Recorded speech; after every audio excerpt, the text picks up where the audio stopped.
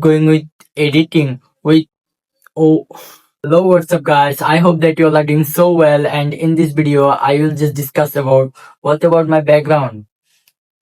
Is it good to see? Because I from few days I just worry about my background, and I did not want to add some AI background or artificial background, but which is not seem so good and not being any positive impact for me. So that's why I basically intend to do set my background.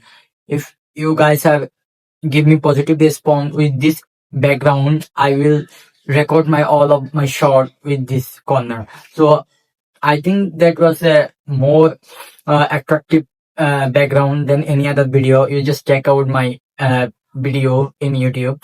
I just pick the phone and record it with no editing and no proper filter I add. But I firmly believe that when youth video have a impactful knowledge or impactful data, that thing will help you to grow up. And actually, audience also like it, because when you keep going with editing with oh